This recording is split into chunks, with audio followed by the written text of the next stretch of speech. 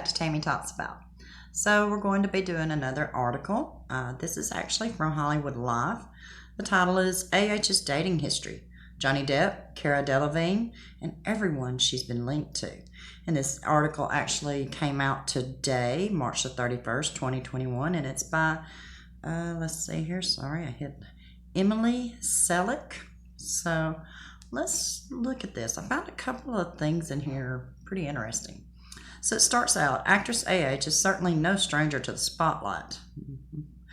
While she got her start in Hollywood with small roles on shows like The OC and made her film debut in Friday Night Lights, her high-profile relationships have been in the headlines just as much as her career triumphs, is what they say here, not me.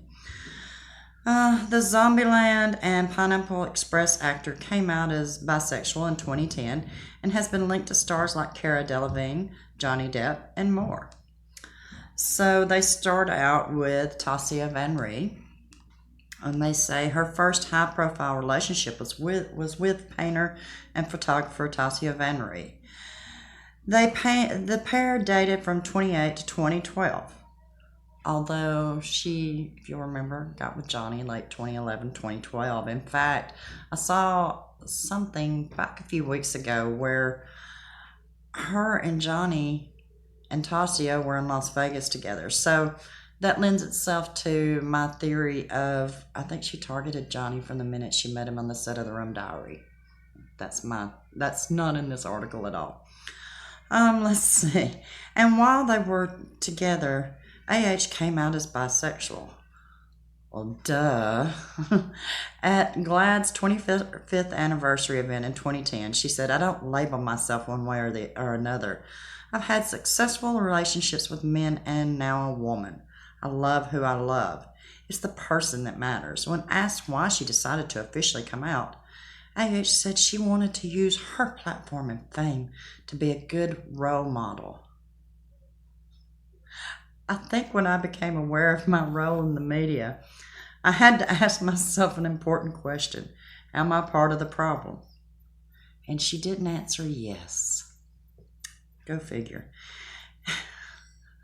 And I think that when millions and millions of hardworking, tax-paying Americans are denied their rights and denied their equality, you have to ask yourself, what are the factors that are in an epidemic problem? And that's what this is. Tasia, who gained notoriety for taking black and white photos of celebrities, eventually called it quits with AH, but not before getting her name tattooed on her body. And if I'm not mistaken, she's had that covered up. And I just want to stop right there before I go any further in this article. She's what you would call an opportunist. As you can see here, she was at the GLAAD anniversary event in 2010. So it played to her needs, to what she wanted to come out at that point, because she'd been with Tasia, according to this, since 2008. So, she uses her relationship with Tasia to further her career, much like she does with anyone she's with. And the fact that she says she's had successful relationships, well, none of them have been successful. If that's what you label success, you and I have two different ideas of success, which for her, I guess they were, because they've got her what she wanted, money and fame. And of course she was with Tasia because Tasia photographed celebrities. So what did that do? That got her next to celebrities. What did that do? That got her career jump-started. And as you can see, that's why I say and have said from the beginning that I feel she targeted Johnny. When she met him on the set of The Rum Diary, she knew he would, she thought he would be an easy target, because I'm sure that anyone who spends 30 seconds with him realizes what a kind and gentle soul he is. But for her, she took that kindness and that gentleness as a weakness. And she's finding out that, boy, was she sadly mistaken. But let's go on with the article. So they move on to Johnny, and they say Age and Johnny Depp first met on the set of the 2011 Rum Diary and were later married in 2015. The Justice League actress filed for divorce 2 years later. It was a year later. But that was just the beginning of what would become a years-long legal saga.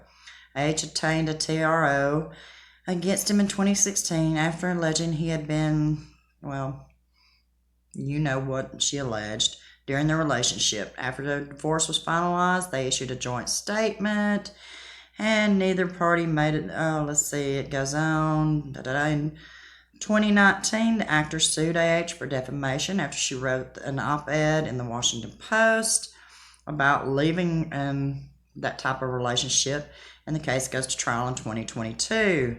In 2020, they headed to court yet again when Johnny sued the Sun, the parent company for libel, and its parent company for libel, and they published a story in 2018 that called him, well, you know what, and you know what happened there.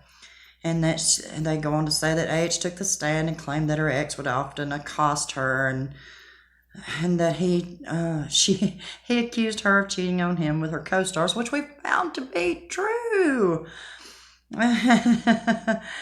In fact, let's see, it says, he accused me of having affairs with each of my co-stars. Movie after movie, Eddie Redmayne, James Franco, Jim Sturgis, Kevin Costner, Liam Hemsworth, Billy Bob Thornton, Channing Tatum, even women co-stars like Kelly Garner. And then it goes into Elon Musk, and she says she started dating him in 2017, and we know that's a lie as well.